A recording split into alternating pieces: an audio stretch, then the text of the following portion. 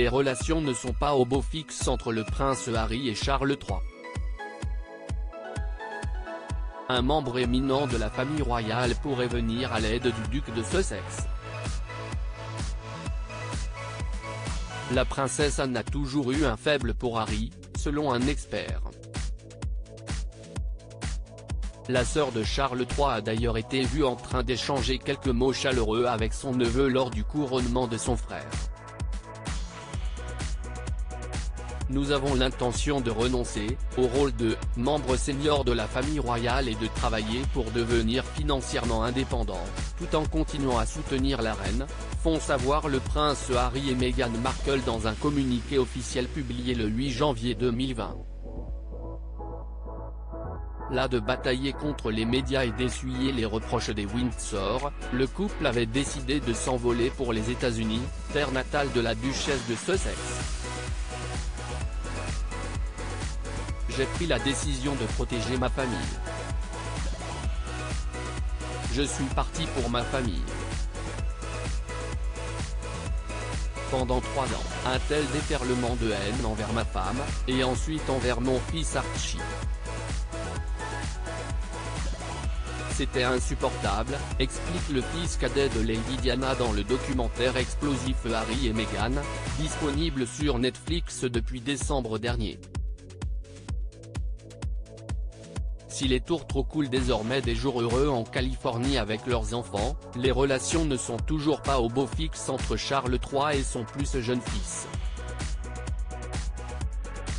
Les experts de la couronne britannique ont scruté de près le prince Harry lors de la cérémonie du couronnement de Charles III le 6 mai dernier.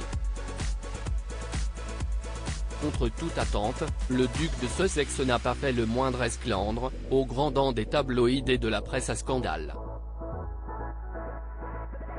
Une retenue qu'on pourrait imputer à sa tante, la princesse Anne.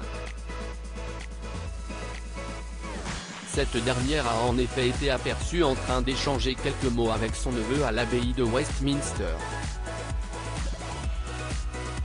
De quoi surprendre les membres de la famille royale installés quelques rangs plus loin. Serait-ce parce qu'elle n'a jamais été dans le viseur du fils de Charles III ? La princesse royale a toujours eu un faible pour Harry et ils ont tous les deux un sens de l'humour décapant, explique un spécialiste interrogé par le Daily Mail. On dit qu'Andrew est le suppléant, mais Anne est aussi la deuxième, et elle s'est toujours sentie obligée de soutenir son neveu, surtout depuis la mort de Diana. Anne et Harry ont tous deux un grand sens de l'humour et plus de choses en commun qu'il n'y paraît. Et si la sœur du roi venait à la rescousse de son neveu ? Que se sont dit Anne et Harry pendant le couronnement de Charles III. Le 6 mai dernier, les caméras du monde entier étaient braquées sur Westminster pour immortaliser le couronnement de Charles III. Un événement historique survenu 70 ans après le sacre de sa défunte mère Élisabeth II. Comme le veut l'étiquette, le roi et son épouse étaient les derniers à pénétrer dans l'abbaye. Invités de prestige et membres éloignés de la famille royale ont d'abord pris place dans les travées.